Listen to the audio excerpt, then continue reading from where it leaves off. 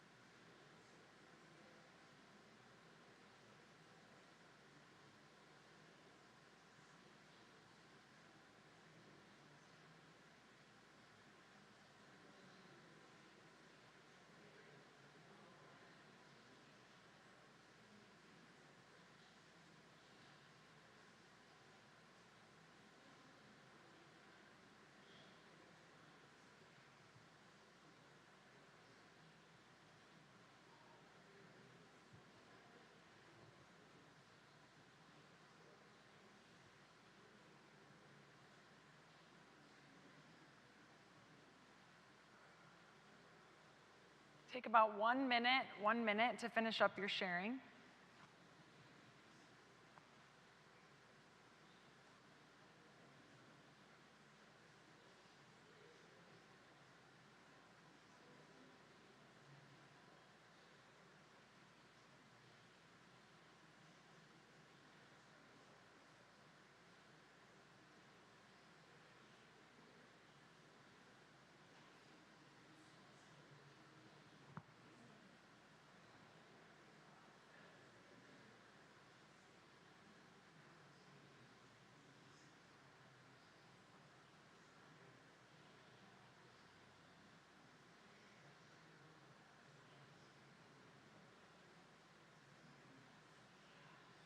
Okay, does anyone have anything they want to share out loud about what stuck with you from last night, for those of you who were here last night? Yes?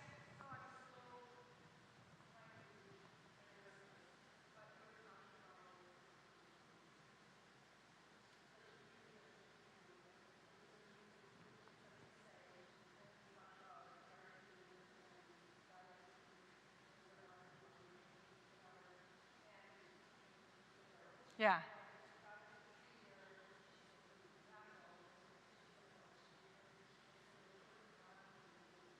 Mm-hmm.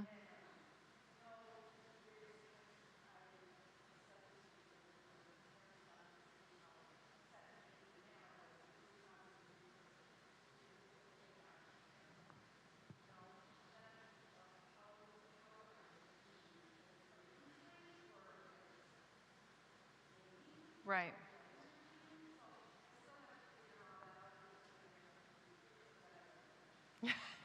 that's which is totally fair. So she was explaining how we talked last night about in the context of the Garden of Eden, right, and the fall, and how even though it was the choices that Adam and Eve made, how quick they were to point fingers, and even to point fingers at God. And then I mentioned last night that we do that, right? We blame God for the effects of the fall all the time. It happens constantly. She mentioned funerals and things like that. And the question she had, if you don't mind me sharing, because I think it's a great question, is, so what do we do then when we are angry, we are hurt, we are upset? And she mentioned that to a priest when someone she knew had passed away, and the priest said, it's okay, God can handle it. And that's absolutely true, he can. And I think the key, for me anyway, the key has been to recognize that he is just as angry and upset and sad, because that wasn't his will. So when we lose someone, right, when they die, or something happens that is a result of the fall, God is just as upset as we are.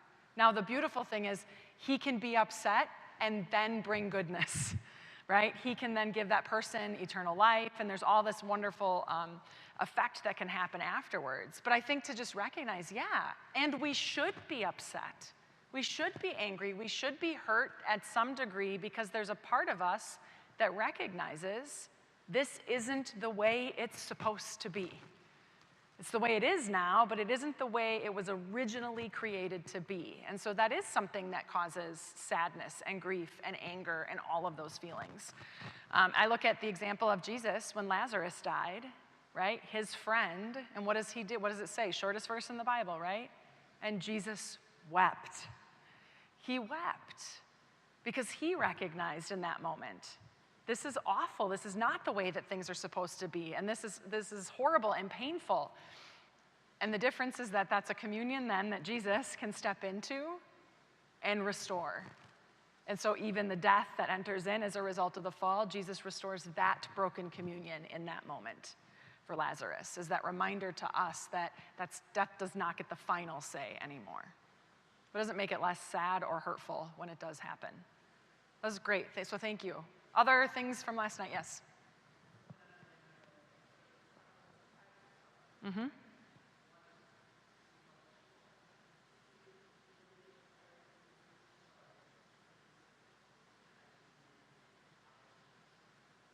Yep.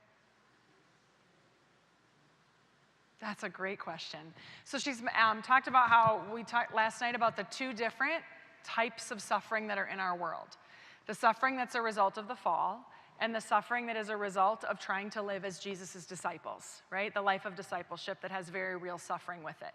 And that we have two different responses to the two different types of suffering. The one is to ask for, expect, and hope for healing, wholeness, restoration. And the other is to lean in, to pick up that cross and carry it, right?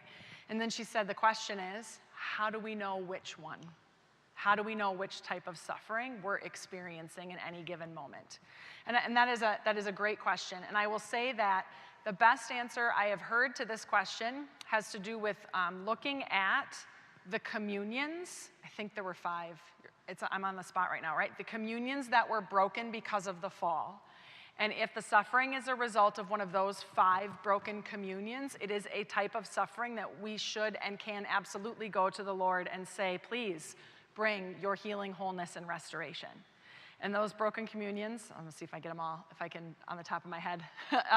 You have them? Okay, so the broken communion with our relationship with God, broken communion in our relationship with each other, broken communion of our inside of ourselves, right? Like our self-integration, our mind and our spirit and our will, and that like I don't always do what I want to do, right? That feeling. Broken communion with nature. Am I missing one? Or is that all of them? Say that again. That's not that. No, these are the 5 broken communions as a result of fault. There's a 5th that I cannot think of right this moment, but it'll come to me later as we go. Right? There's if it is a result of one of those broken communions, that's a time that we say, Lord, come in. Another friend of mine has said it this way: disease, natural disaster, demonic torment, death, and sin. Those are, so he talks about them that way, right? Disease, and that can be all kinds of things, can fall into disease, right?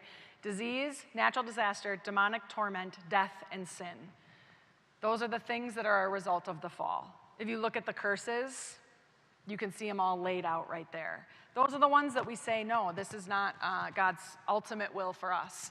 Now, the other great thing about our faith is that we can say, when we have a place of broken communion that has not yet been healed, then that can become a place that we say, how can I live discipleship out of this brokenness, Lord, until I receive your healing, which may not be in this life, right? But until I receive that healing, how can I live, even knowing that this particular place in my life is broken and my heart is broken? How can I live as your disciple? What is your call for me to live as your disciple?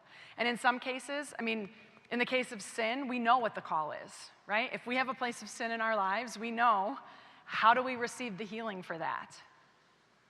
The sacrament of reconciliation, right? Like that's literally what that sacrament is about. Is to say, how can I get back in right relationship with God? And so if I have a pattern of sin, right, a habitual sin or an addictive sin that I just can't seem to break free from, well, every time my response can be, I'm going to go to the sacrament, right? And I'm going to ask for you to bring me another piece of your healing and your wholeness in that moment. And if it's an illness or a disease or something like that, you know, same thing, is to say, how can I live as someone who exudes the fruits of the Holy Spirit despite the reality of my suffering right now, until the time either that God gives you the grace and the healing and the wholeness that it is not an experience of suffering, or until the time that he heals it, because sometimes he does both of those things. I was just talking with a friend of mine today who had been walking on a journey with her mom. Her mom was in the ICU for a number of days, and then finally her mom was 87, and her mom said, I'm done with all the things. And so they put her on hospice. She spent 10 days on hospice before she passed away on Monday. And my friend said to me, she said, you know, I pray the rosary. And one of those mysteries, she said, the intention for that mystery is for a happy death. And she said, and I never understood what that meant. She's always like, every time I prayed that, right, for the grace of a happy death, like, what? Like, how does that even work? What does that even mean? And she said, until I walked this journey with my mom. She said, because my mom had a happy death. She was in the process of dying, and yet all of her family were able to come and visit her. She was able to express all of her wishes. There was a relationship that had been broken that was able to reconcile as a part of that process. And she's like, and even as she died, it was very peaceful and gentle. The whole process was. She's like, now I get it at least one way that a happy death could look. And in my mind, that's an example of, right, someone, and I don't know her mom at all. I presume her mom is the one who taught her to pray the rosary. I know her mom has been a church-going lady, but I would like to say that that's an example of someone who is living a suffering as a disciple of Jesus. I can't tell you that for sure because I don't know her mom, right? But to say that she was able to in the midst of that, because I've known people, my husband's biological father, when he passed away, also was on hospice for about 10 days. And it was not a happy death. Despite the fact that it was actually peaceful and gentle when he died, he was agitated. He was upset. He was angry about dying, right? Like that his spirit was very agitated about death at that time. So the difference between those two for me is, okay, how can I, in the midst of a suffering that hasn't been healed yet, Lord, how are you calling me to live this as a disciple of you until the point at which you bring me healing? Does that make sense? Hopefully. Doesn't mean it's easy. Doesn't mean it's easy. And I'm sure I get it wrong a lot of times. I'm certain I get it wrong a lot of times. Other thoughts from last night that people want to share? I think the only other thing that I pulled off of the little slips, right, that you filled out is that two things, actually. One, this is good news, right? What we believe about our faith, this message of salvation, this story of what God has done and is continuing to do in our lives is good news. And so when we share it with people, we can share it and should share it as good news. And we're going to talk about what that looks like as we share our stories as well. And then the second thing was this, is that anyone who comes to the Lord with an open heart receives something.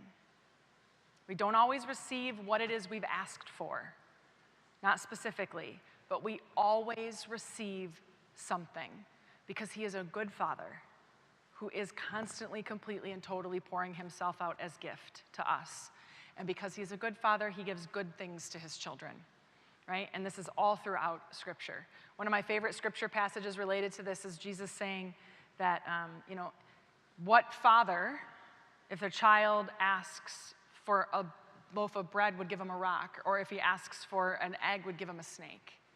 And he says, if even you who are wicked would give good things to your children when they ask, how much more will the Heavenly Father give to his children who come before him and ask? And that has always brought me a lot of comfort when I find myself saying, I don't know, God, are you really good? What is it that you actually have given me?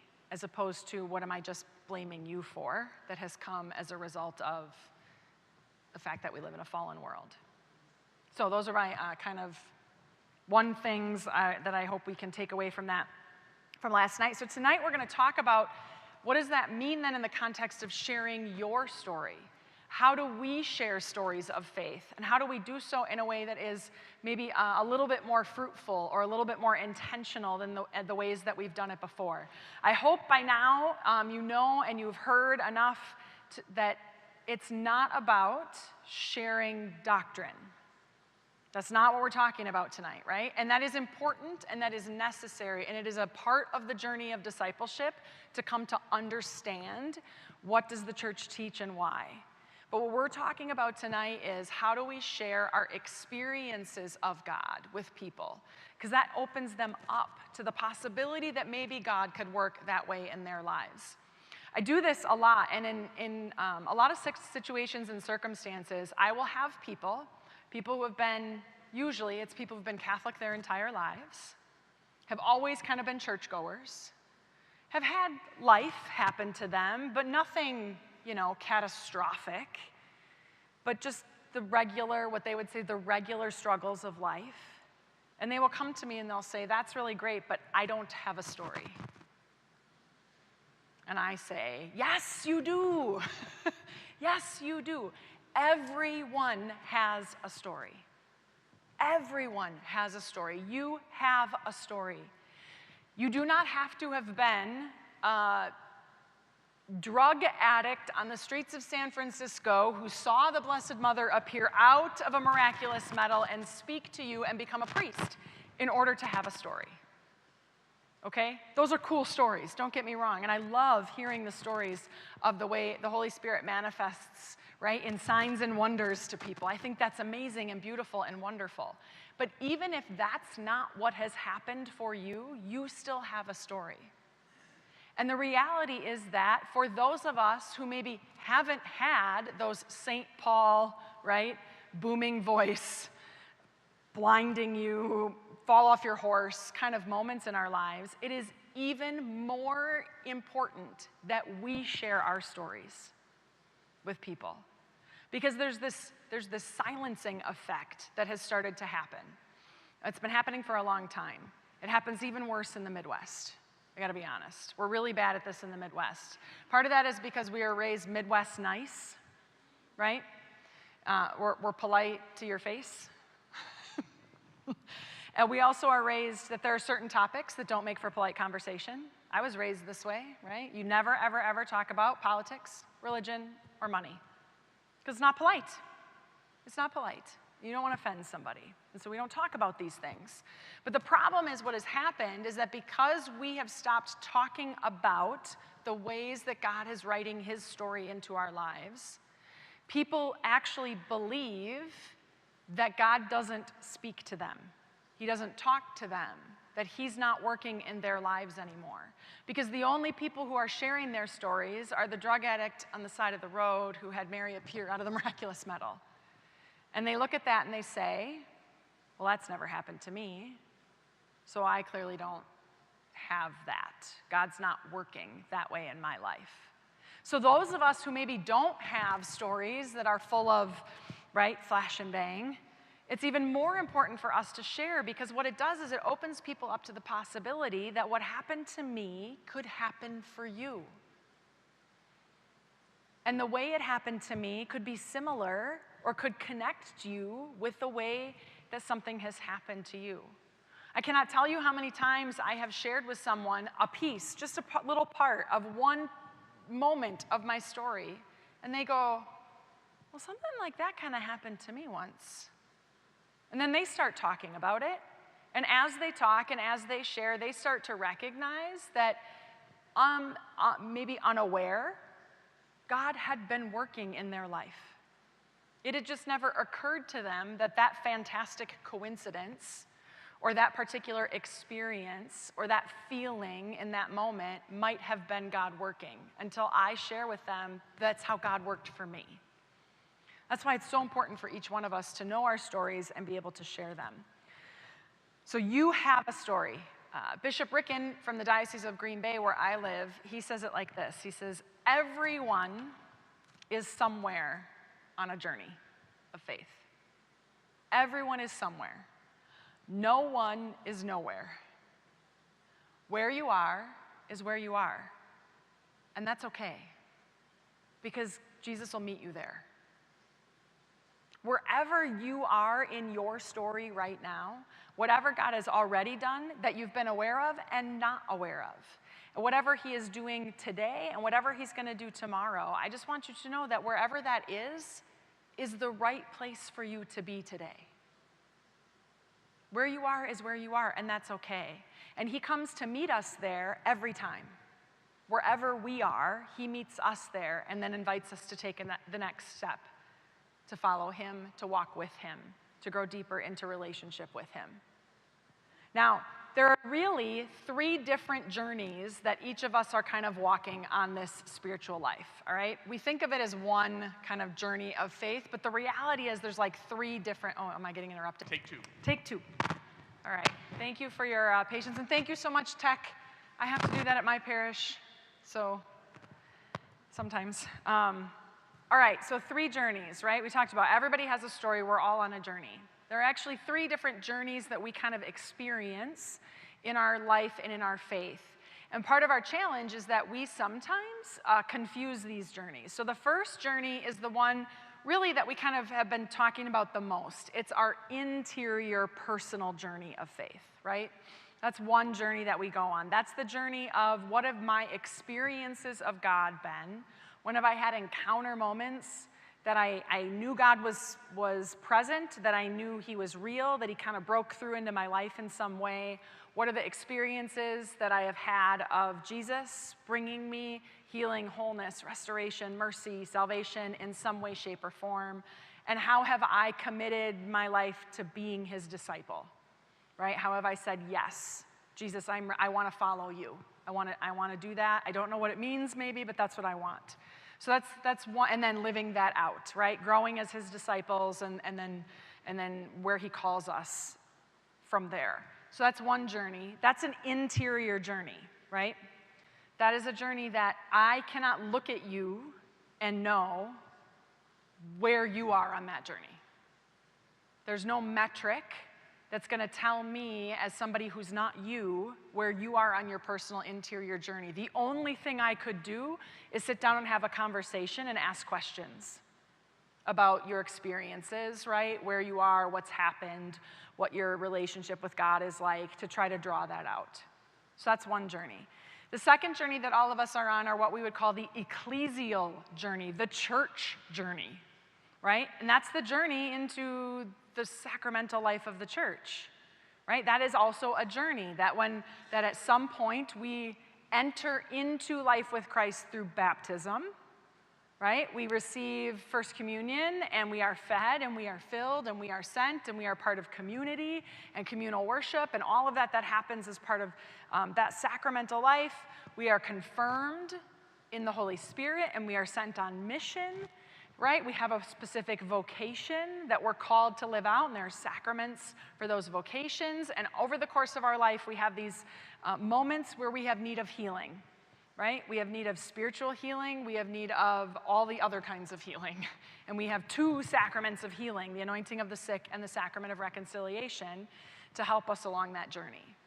That is a journey that I might be able to, well, not me, but other people in your parish might be able to kind of have a sense of where you are on your ecclesial, sacramental journey into the church, right? We keep records of that. So there's a way, Father at least could go wherever he keeps the records here, open it up, and kind of have some idea, at least, of where you've been on that journey. And then the third journey is what I would call the journey of active participation. The journey of active participation. And that's the journey that looks like I have found a community that I want to be a part of. I found other believers that help lift me up in my faith, right? I maybe become a parish member, or maybe not, because sometimes people don't do that right away, right? I might become a member of a particular parish and slowly start to get more and more involved and engaged in the life of the parish. I might maybe go to a parish mission, and then I might maybe go join a small group, and then I might, right? And then I might start to serve in some different ways, right? Where we come to this community to be fed and to feed one another and to feed the world on behalf of our parish community. Now, that is a journey, again, that you can sort of look from the outside and say, I kind of have a sense of where somebody might be based on how often you see them, right, what they've attended, how many lists they're on, how many times they get an email from the parish, because the people who are most involved get the most emails, right, all that kind of stuff. Now, the challenge is that, like in an ideal world, which we already know we don't live in, these three journeys would line up perfectly, right? So what would happen? I would have an encounter with God of some kind. This is if the journeys were perfect. I would have an encounter with God of some kind that would send me on a journey of looking for people who can help me unpack what that journey looks like. And I might come into a parish or meet some other people who are Catholic or Christian and say to them, this has happened to me, what does this mean? And they're going to walk with me on that journey to help me find out, maybe bring me to another group of people, maybe to their church to say, here's what this can look like for you. Help me to unpack that even more so that I can start to learn and grow and understand who Jesus is. And then I will experience at some point a sense of, it is time for me to say yes to Jesus. Like, I actually think I want this for myself. I'm ready to follow him. And I would do that in the context of a community and would then be baptized, right? And then that community would continue to walk with me. We would worship together at Eucharist, at Mass. And once as I would grow and learn and I would unpack, what does this mean to live as a disciple now? I've said yes, but I still have a lot of work to do in figuring out what that looks like. And I would learn and I would grow and maybe attend some Bible studies, right? And some different things like that. I would have this access to these sacraments of healing to help me continue that journey. And then there would come a point where the community would say to me, it's time now for you to start sharing this with others. And at that same time, I would start to feel in myself like this has been so amazing for me, I can't help but share it. I can't keep it to myself anymore. And they would say, it's time, let's take you to the sacrament of confirmation, right? And you're gonna be sealed with the Holy Spirit and sent on the mission of the church to go out and make holy the world. And I would do that, again, in the context and with the support of this community. Now, I don't know about you, but that's not been my experience. I don't know of anyone who has had that experience except for the people that the apostles brought into the church, right? Because that's what happened there. You look at Pentecost, the story of Pentecost, and what happens? Peter comes out onto the balcony, and he starts preaching. And he preaches for about 30 verses. The kerygma. It's just a lot longer than the one we did, right? But he preaches, this is who Jesus is, who God is, this is who Jesus is, this is what he's done for you, this is his invitation for you. And what happens, it says, that 3,000 people were baptized that day because of Peter's proclamation. 3,000 people were baptized. They felt so moved and stirred by that message and that invitation, they were ready to say yes, and they were baptized. And then that's where the churches all around the world start getting formed, right? And as Paul writes his letters to these churches, this is him continuing to try to support these places where there's a community that's been founded of people who've had this common experience and are now starting to try to walk both the ecclesial and active participation journey together as they continue to have the interior experience. Now, today, more likely what has happened is you may have been baptized as a baby, right? Before you even really knew what was happening to you. And, well, second grade is when we do First Communion and First Reconciliation. So you got on the nice little conveyor belt of sacramental life, and you did that. You did those two sacraments in second grade. And maybe, or for me, it was fourth grade is when we did reconciliation, before we did first, or after we did First Communion. And then maybe you attended some faith formation classes or Catholic school, until you got to be 16 years old, at which point we confirmed 16-year-olds, usually juniors. I don't know if you do in this diocese, but we're in my diocese, 16 years old. You are a junior in high school. That means you are now ready for confirmation, regardless of what might be happening in your interior personal journey. None of that matters. It is you are now the age to receive each of these particular sacraments. And now maybe you're confirmed and you want to get married. And so you're like, well, what do I do if I want to get married? Well, I go to the church. So I go call the church and say, I would like to get married in the church, please.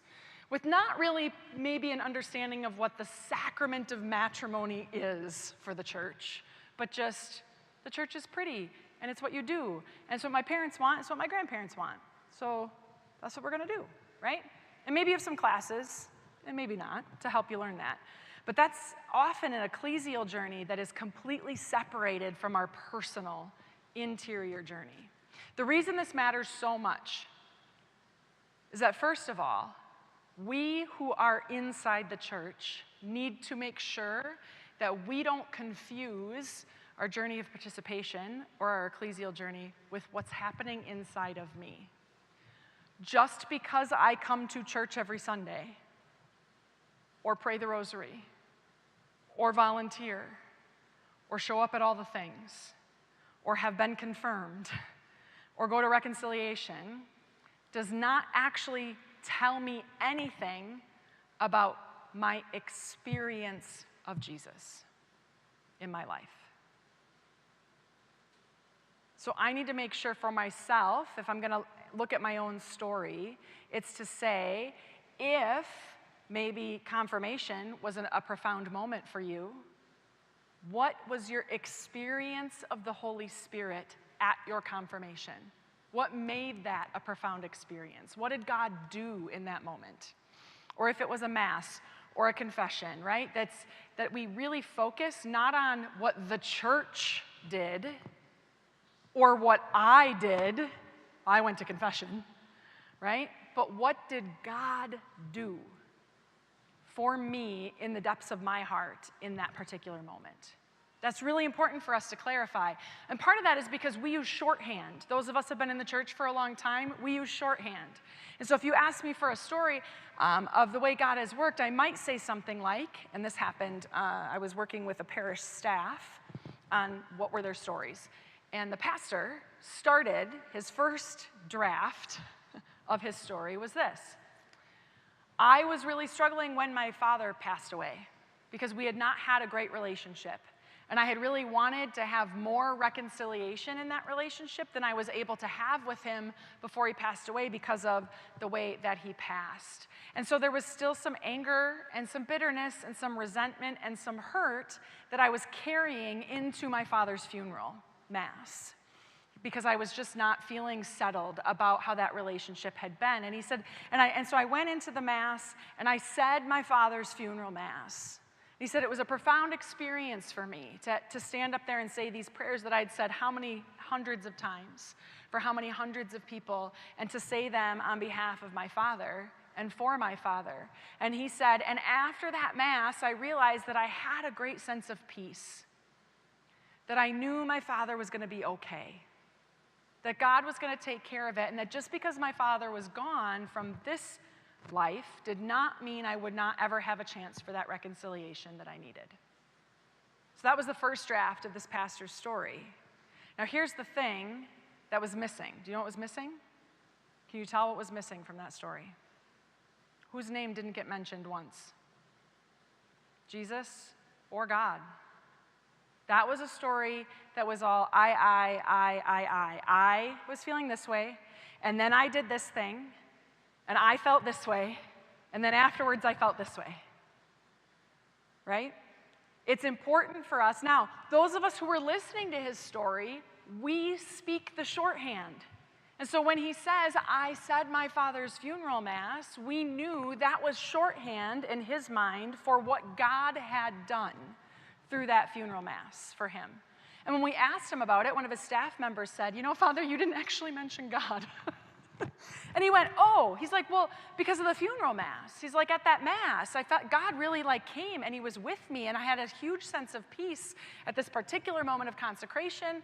And it was like, and we stopped right there, and I said, then that's the story you need to tell. Talk about what God did. Or we have people who will share stories that sound like, I was trapped in a horrible addiction. And every time it happened, I just felt shame and guilt, and I did not know how to break free of it. But I couldn't do anything different. I kept falling back into these same cycles and these same traps and the same situations.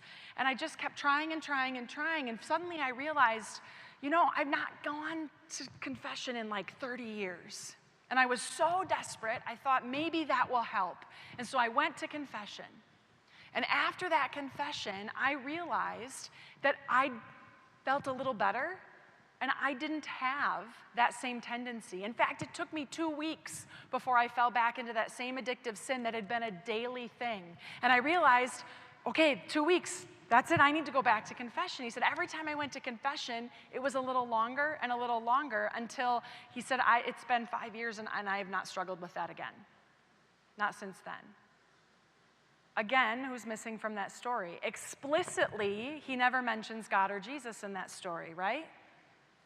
Now, you and I know what happens in the sacrament of reconciliation. We know the priest sits in the person of Jesus, and that when he offers that absolution, that is Jesus himself saying, go forth and sin no more, and giving him the healing and grace he needed to make it first 2 weeks, right? And the next time 3 weeks, and the next time however long it was. But we can't speak that shorthand when we're sharing our stories. We need to be explicit about what God has done, about what Jesus has done, about what we experienced him do as a result of the external factors. So that's the first reason why it's so important. The second reason it's so important is because we can never, ever, ever assume where someone else is on their journey of faith based on the externals. We can't assume. I'm going to tell you now the example story of my grandmother. My mom's mom.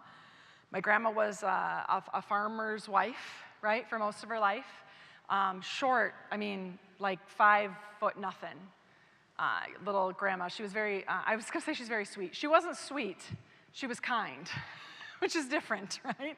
I would not say she was sweet. She was a hard farm lady, right? But she was very kind, and she loved her grandchildren very much. Well, 1 year after we had kind of formed this ministry apostolate that I'm doing now and had started doing some of this work, she came for Thanksgiving. She lived in Indiana, and we lived in Wisconsin. She came up for Thanksgiving. And we're sitting around before dinner talking, and she starts asking me about our burning hearts and what we're doing and all of that. And I start sharing with her some of the things that were happening in the early days. And after I got done sharing, she kind of looked at me and she said, "Why do you get all like that?" And I was like, what do you mean, Grandma? Get like what? And she goes, "You get all bouncy and fast and loud." "You're not wrong, I do." And I said, because this brings me so much joy. I said, doing this work, I said, and really having had a sense of being called by God to do something particular, responding to that call and seeing how he takes it in ways I never could have imagined. I said, I get so much energy and excitement and joy out of this. And I thought that this was going to be a great moment of connection with my grandma, right? And I said, "Grandma," I said, "just like you." See, my grandmother was a daily mass goer at her parish. And my grandmother would tell you she prayed the rosary twice a day. She prayed the rosary once in the morning for the intentions of her family, and once in the afternoon for our country. And my grandmother went to confession once a week. And she gave to all of the Catholic charities, right? She did all of these things. And so I said to her, "Grandma, right, like the same way you get joy, right? Like from going to Mass and praying your rosaries, and it's just a different thing that God is calling you to, but when you answer, doesn't that bring you joy?" And my grandmother looked me dead in the face and said, "I don't get joy from any of that." I was like, "What?" So we talked more, and I was like, "Tell me, then why? Why do you do this?" And she said, "I do it because I'm supposed to. I do it because that's what I'm supposed to do." And I said, "But what about like your relationship with Jesus, right? Like how does he work and move in your life?" And she looked at me and said, "I do not have a relationship with Jesus. That would be inappropriate. He is God. I am not." I mean, she was dead serious. As I talked with her more, I found out that the reason my grandmother was going to confession once a week was not because as a young person, I was like, look, this woman is in her mid-80s and sleeps most of the time. What could she possibly be doing that has her like, "Lord, I am a sinner and I need your mercy"? Like, what do I need to do that I feel like I should go to confession once a week, right? But that's not how my grandmother was approaching the sacrament. My grandmother was going, "I'm in my mid-80s. And I was told once that when I leave the sacrament of reconciliation, I am in a state of grace. And if I die in a state of grace, I will go to heaven. And so the more frequently I go to confession, the better chance there is that I will die in a state of grace and go right to heaven." My grandma was going to confession as an insurance policy against hell. At that point, that's what she was doing. It was not a sense of relationship, right? There's been a brokenness here, and I want to repair that. Not that she didn't feel sorrow for her sin. I'm sure she did. But it was just a totally different understanding. And now, look, I believe absolutely that there is grace in obedience. And in fact, I would like to believe that my grandmother had extra heapings of that grace because she did and lived out that obedience as suffering her entire life. To say that that is not something that ever brought her joy. I don't know where she was when she actually passed away. She didn't pass away until she was in her mid-90s, 10 more years after that, right? And I had not had another chance to have a deep conversation with her about her relationship with God. So I don't know that that's how she passed away. But I will tell you that I do know that if you had gone to the people in my grandmother's parish and you had said to them, can you make a list of the people in your parish who you think have a close relationship with Jesus, could probably talk about it if you helped them, and would absolutely have given their lives to the Lord, then my grandmother would have been on that list. Because from the outside, it looked like that. I made that assumption and I knew her until actually talking to her. And so I tell you that to say that we can never, ever, ever assume that either someone doesn't need to hear our story because, well, they're super holy. They probably have better stories than I do, right? Or we can never assume that if I say, even to someone who's Catholic, I went to reconciliation, that they understand that to mean that Jesus spoke to me and forgave me and brought me healing. Because that might not be their experience. Might not have ever been their experience. We can't make assumptions about where people are on their faith journey. Now, before we get into sharing, which we're going to do next, I have one last kind of caveat to all of this, and it's this. This little booklet that I mentioned last night that has this proclamation in it has this beautiful little diagram in it. You can take a look at it out in the back if you want later. It's this beautiful little diagram, and the little diagram has 6 boxes on it. And the top are 3 boxes that are about like a human relationship, okay? And it talks about how, so when my husband and I met, right, the first box, stage 1, there was a time at which my husband was outside of my life. I didn't know him. We met in college, right? So all of my life before that, he was completely outside my life. I didn't even know who he was. We met in college, we worked together, we got to be friends, hung out with kind of the same friend group, slowly started dating, and eventually got engaged. And over the course of that time, we moved into the second box, which was he was a part of my life. The diagram has all these little like white hash marks coming off of the person, right? All the different parts of our lives. And sometimes over the course of that, he was a bigger part, and other times a smaller part. But he was just a part of my life.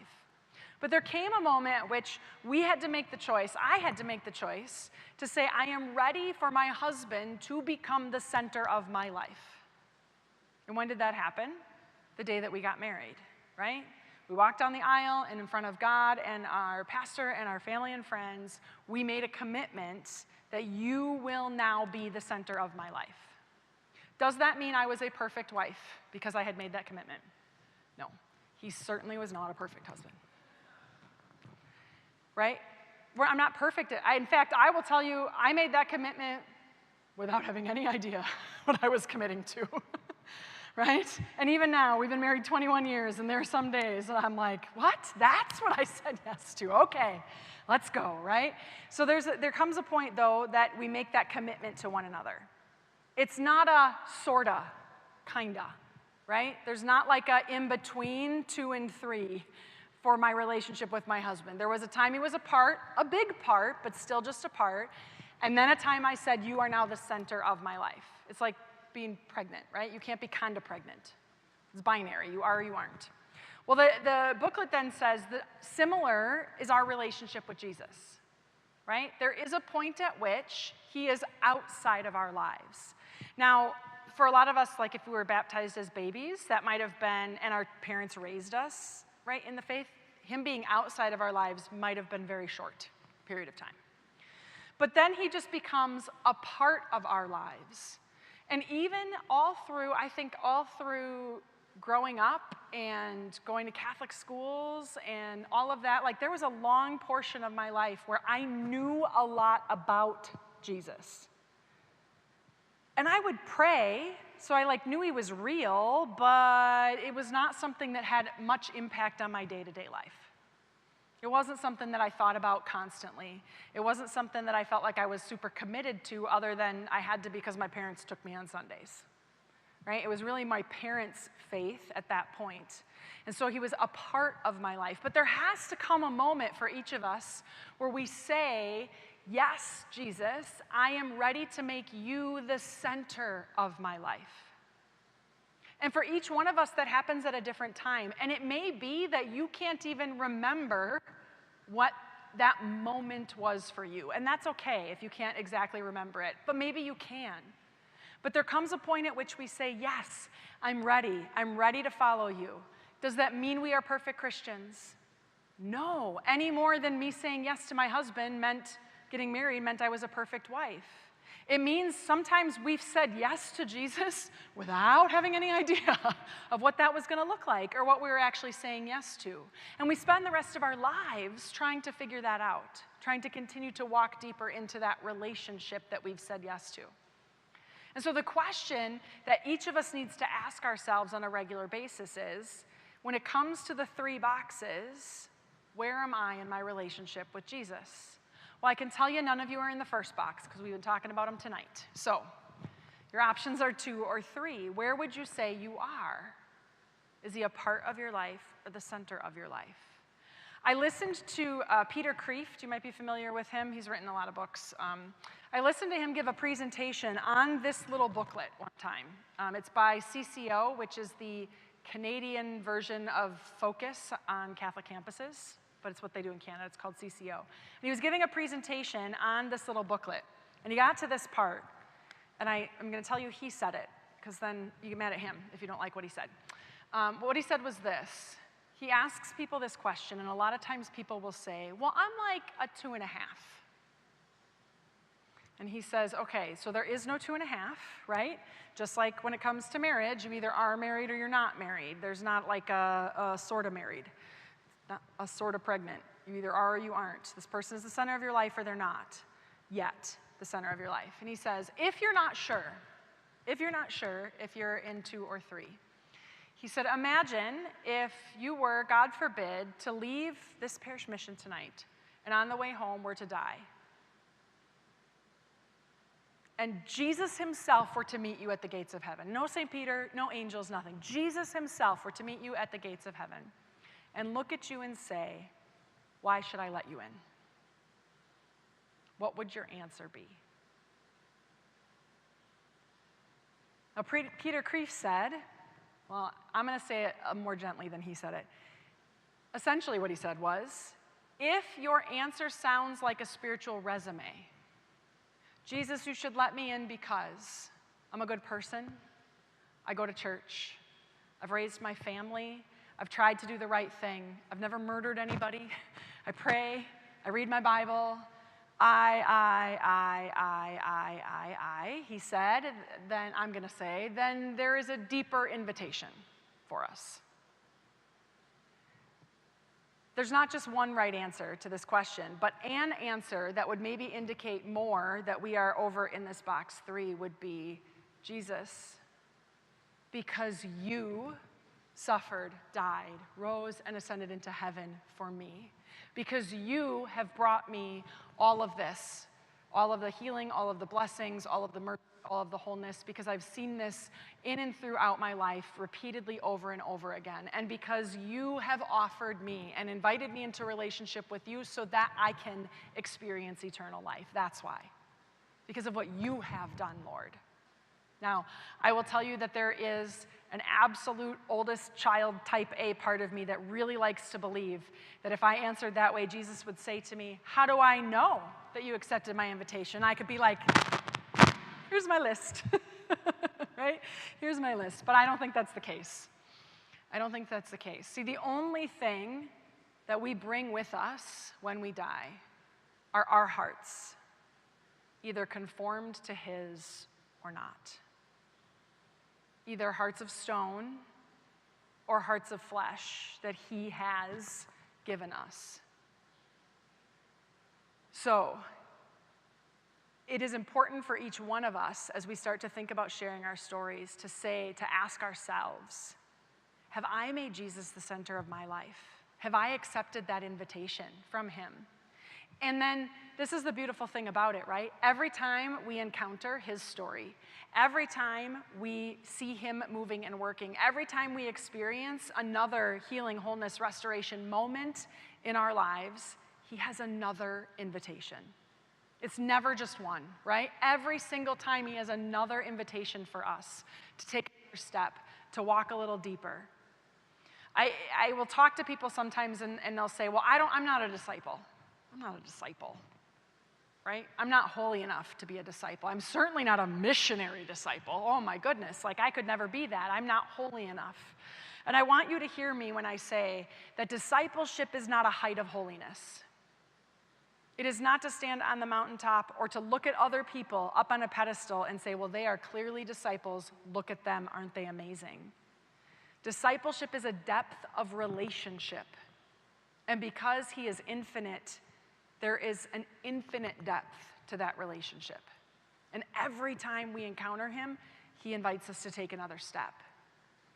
That's what we have to know first before we can start to share with other people what God has done for us, how he's writing that story in our lives. Because if we aren't aware of that in our own lives, if I don't know where I am on my journey today, if I don't know what the most recent invitation is and how he's invited me to take another step, then I run the risk of when I share my story, I'm not inviting them into relationship with Jesus, I'm inviting them into relationship with me. And I am a very, very poor substitute to who I'm really trying to bring them to. All right, so here's what I would like you to do. Take a moment. You can think about this first, but then I want you to share with the people sitting around you. We're just going to start with a moment of encounter. Have you had a moment of encounter? A moment where it maybe is an early moment. For you, it doesn't have to be, though, maybe the first time or maybe just the most recent time when God broke through into your life, when something happened to remind you or to tell you for the first time or whatever that he is real and he cares about you and is actively involved in your life. That doesn't mean you necessarily have accepted any invitation yet, right? Just a moment of encounter first. Take a minute and just think if you've got one that you can think of, then I want you to share it. Now, the only caveat to this is that if the person that you're sharing with has already heard this story, share a different one or share with somebody else. Okay? So we're going to take not your whole life story, okay? We don't have time for that. 5 minutes we're going to take. Each of you get 2.5. Share with at least one other person one encounter moment you've had with God.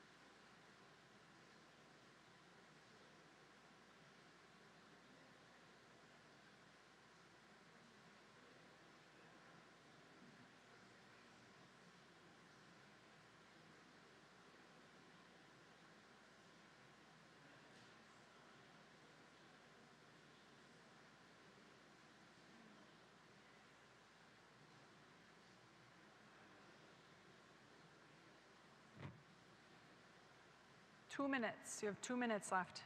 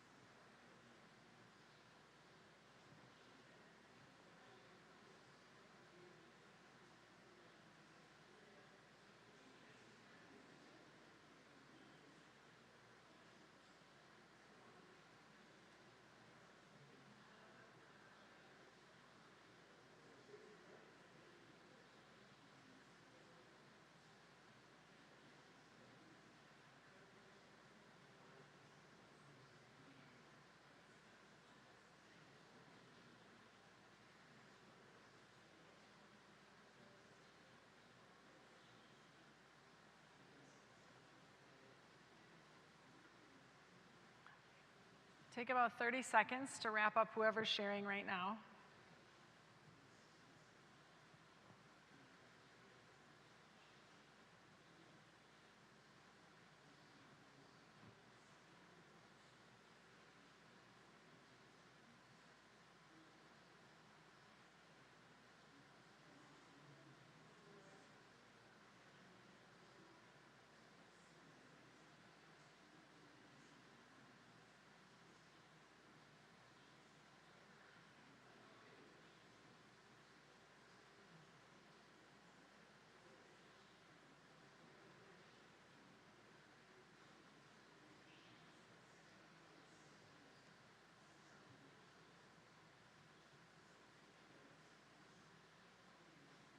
We're going to have more time for sharing. So if you didn't get to finish your story or you didn't get to share yet, we will have more time.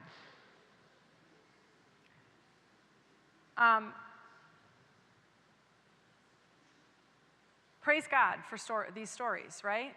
How many of you were moved or touched by someone else's story?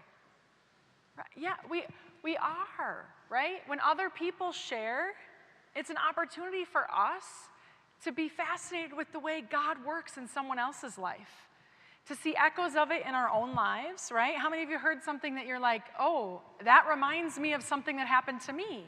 That happens to us all the time when we share stories, right? And it makes God real again. Now, here's something that's so beautiful, and another reason why I am so passionate about this sharing of story. So there's a part, excuse me, there's a part during the Mass that's called the anamnesis. All right, you don't need to know that. You don't need to remember that. It is the part of the Mass where, unfortunately, it's a hard part for me to talk about because each Eucharistic prayer does it a little differently. But it's a part that is about remembering. And so it'll talk about remembering or memorial or remembrance or something like that in the Eucharistic prayer at that particular moment. And that's what that word anamnesis means at its core, is to remember. But not like to remember where I left my keys. Right? To remember in such a way as to make it real again. Because that's what happens at Mass, right? We remember the sacrifice of Jesus. We remember the Last Supper. We remember in such a way that we fold time and space and we make it real again here now. That's what happens at every Mass. Well, this is the beautiful thing. When we share stories of what God has done for us, it does the same thing on a smaller level. It makes it real again. It makes it real again for us.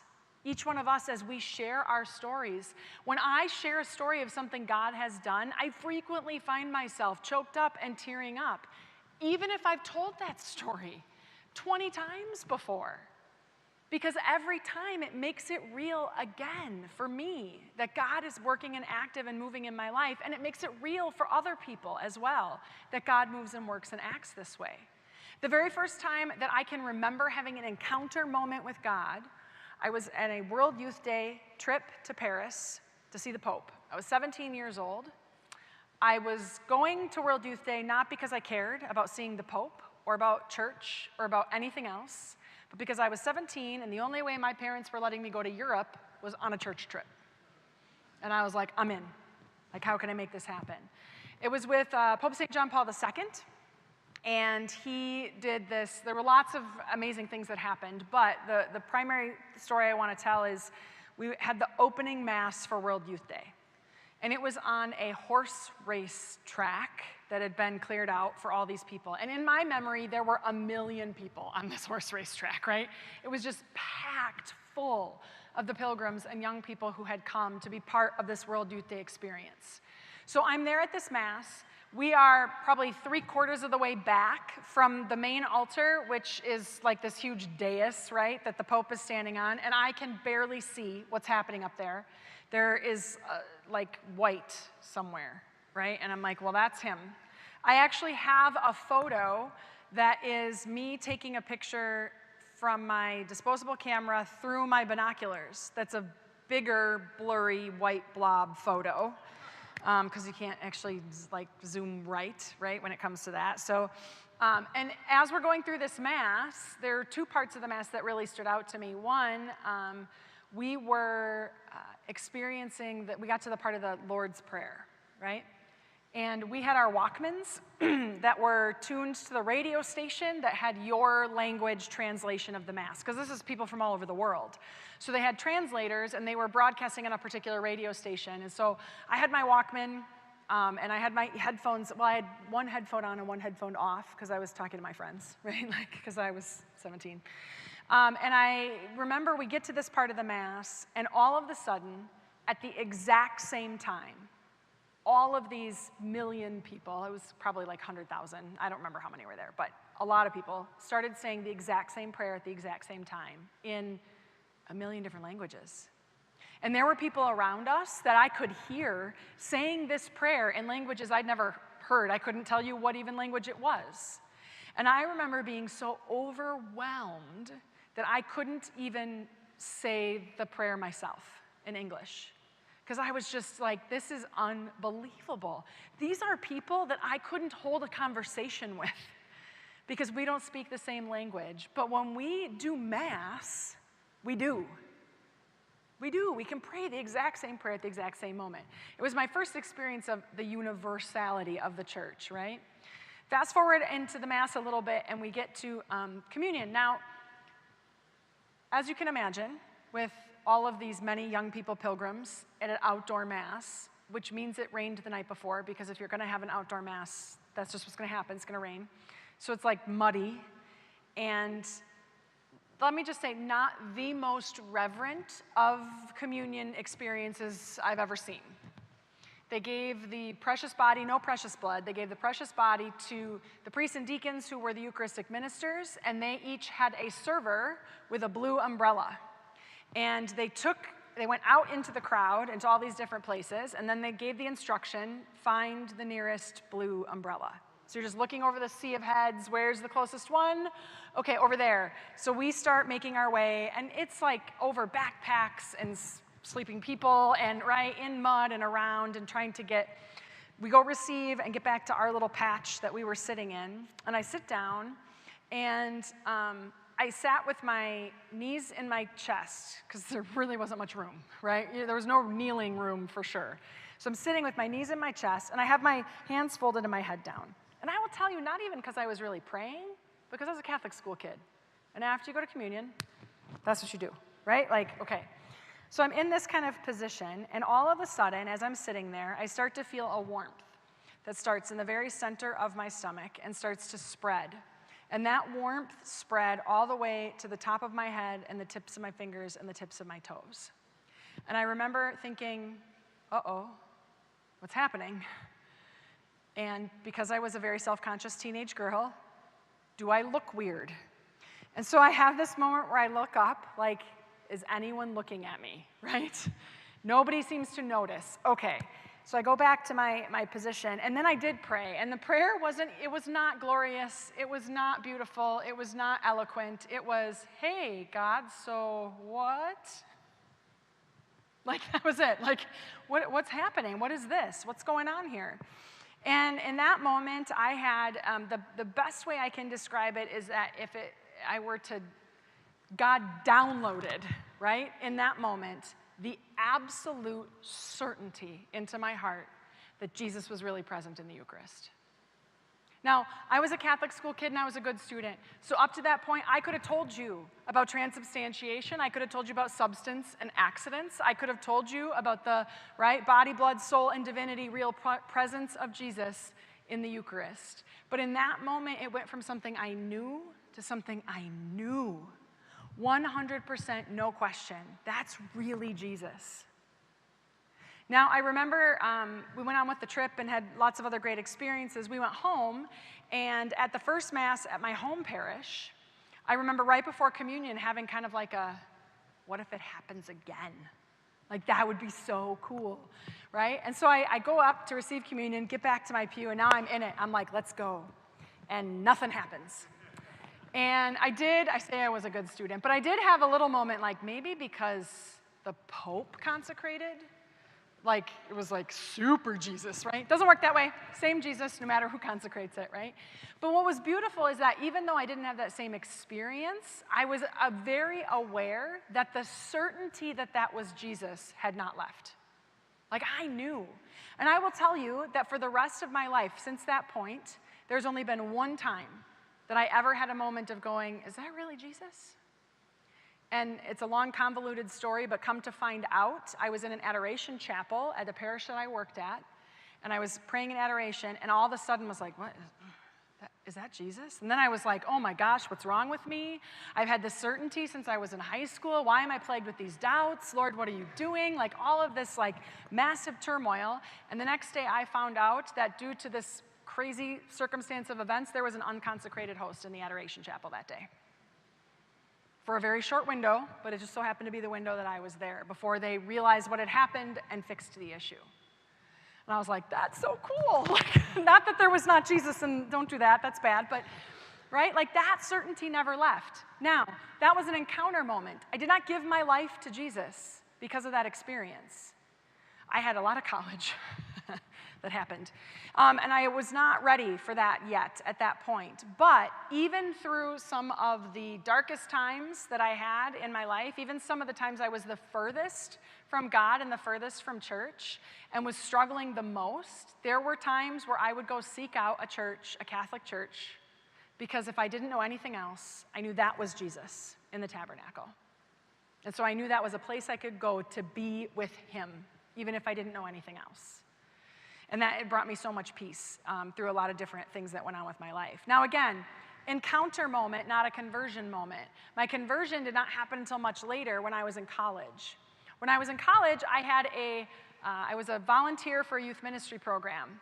And they asked me if I would please chaperone a trip to Steubenville Youth Conference. And I said yes. I'd never been. I didn't know anything about these conferences. But I said, yes, I can do that. That sounds like fun. And when the youth minister asked me if I would chaperone this trip, he said, before we leave, I'm going to take the guys into the church and give them a little talk, and I would like you to take the girls into the side chapel, and can you give them a little talk? And we're going to talk about what it means to be a man of God and a woman of God. And I was like, I can do that. Yeah, no problem. I was training to be a teacher at the time, right? I'm like, got this. And promptly forgot that I had agreed to do it. So we get to the day of the trip, and I'm standing in the gathering space, and we're all standing in our circle, and I got my luggage, and I got my bag of snacks for the bus ride, and I'm like, here we go, this is going to be so great, right? And the youth minister is like, I'm going to take the gentlemen into the church, and Kristin's going to take the ladies. And I was like, uh-oh. I forgot. Totally spaced, had no idea. I'm like, I'm supposed to go give these ladies, all these young ladies, this talk, and I have no idea what I'm going to talk about. So I start slowly following the girls to the chapel. And on the way, I'm in my head going, woman of God, woman of God, woman of God. Mary was a woman of God. We have Bibles. Grab a Bible. And I'm like, woman of God. Mary was a woman of God. And I know that I can find Mary in the very beginning of Luke's gospel.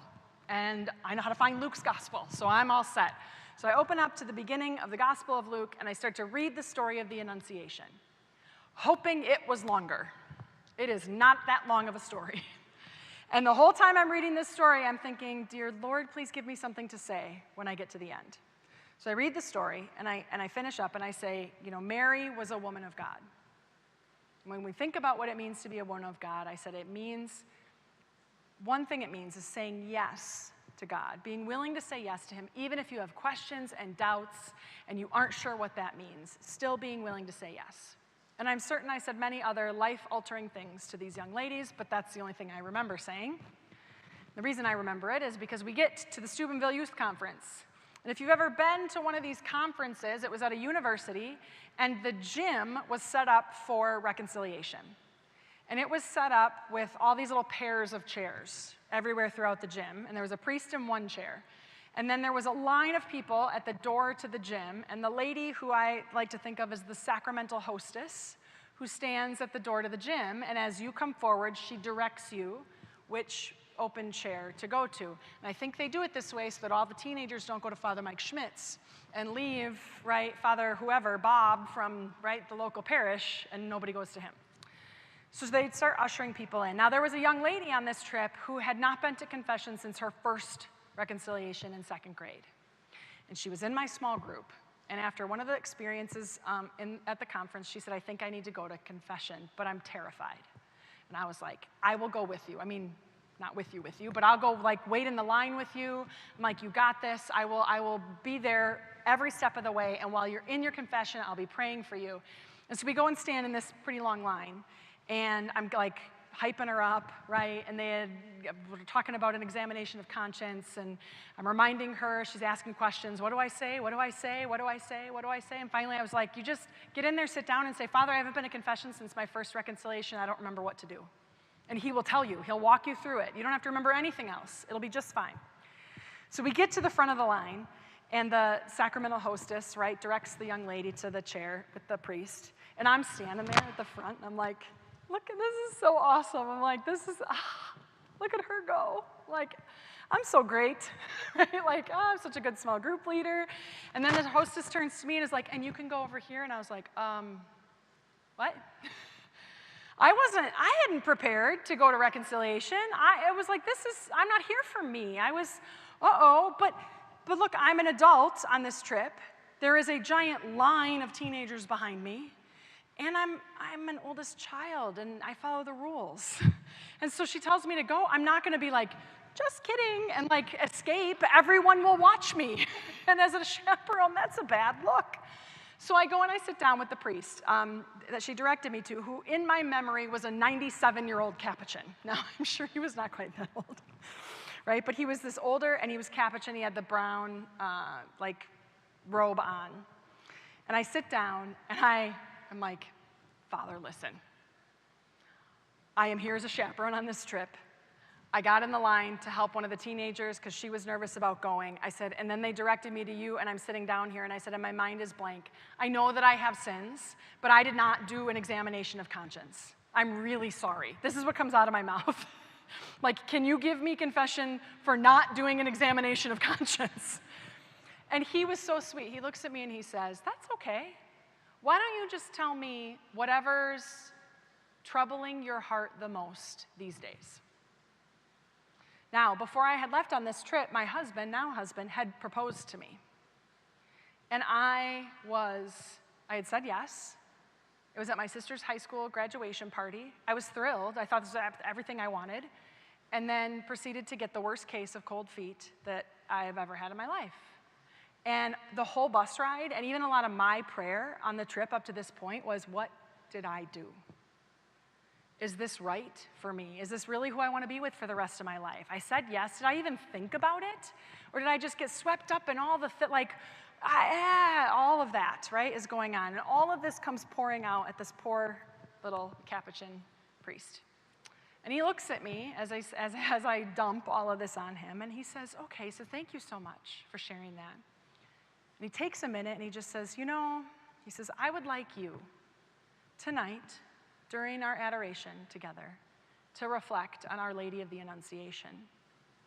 He says, because Mary said yes, even though she had questions and doubts and didn't know what it meant, she still said yes.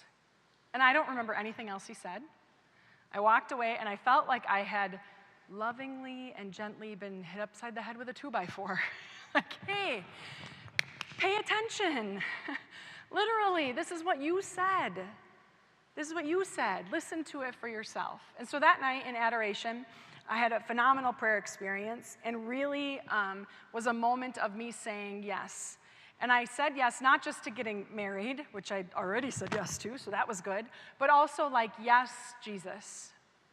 I don't know what that means, but yes.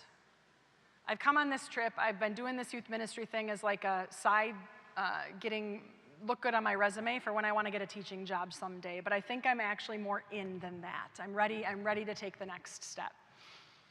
And I will tell you that it does not mean that everything was perfect after that. It certainly was not. Not in my marriage and not in my relationship with Jesus whatsoever. But it was a moment for me of recognizing that God works and he speaks. And that if I didn't have the ears to hear it, I could have missed it. It was also a moment of recognizing that sometimes my fiat is more like fine. My yes does not sound like, do unto me as you will, Lord, but I suppose, if that's what you really want. But you know what? That's okay, because he'll take that. He'll take my fine. He'll take my I suppose. He'll take whatever he can get. And ever since then, every time I have another encounter, every time I have another experience, and every time he pushes me and he challenges me and he's like, hey, now this. And I will tell you, I argue with him almost every time. Almost every time I'm like, are you sure? Probably not though, right? No, I don't think you understand. That's not a good idea. But the times that I follow through, I say yes, I do it, are always moments of joy and peace and energy and excitement and generosity and all the fruits of the Holy Spirit, for sure. Now, before we leave tonight, we're running low on time, so if you have to go, you have to go, I get it. But what I would like you to do is I want to give you a short framework for sharing a story, for sharing not just a story of encounter, but a story of conversion, a story where you had to turn away from something else to turn toward Jesus, or a story where he brought you a particular place of healing, wholeness, restoration, mercy, forgiveness that you needed in that moment. And that very simple framework is this: I was, Jesus did, now I am.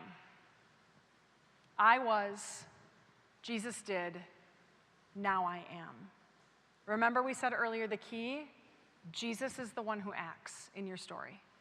Not I was, I did, and now I am. I was, Jesus did, now I am. So my story, if I were to shorten it that much that I just shared with you, would be I was kind of a mess. I was questioning my direction in life. I was questioning my vocation. I was questioning everything and didn't know who I was or who I wanted to be. And Jesus, you used my own words to speak back to me what I needed to hear in that moment, to help me see that it was okay for me to have questions and that I could still follow him. And I could still find my purpose, and I could still be who he created me to be, even if I had questions and doubts and didn't know. And now I am someone who still questions and doubts, but those questions and doubts don't cause me anxiety anymore. They don't make me lose like my focus in the world, because I know that I can stay grounded in him as my identity, in him as the center of my life, and that if I listen, it's never gonna go wrong. I'll figure it out, and he'll figure it out with me. And it's going to be beautiful and wonderful and amazing every time.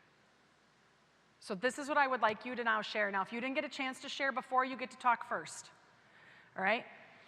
If you can get a chance to share, you get to talk first. But I want you to see, it could be even the same story you were just going to share, but can you format it in an I was, Jesus did, now I am format to help you kind of walk through.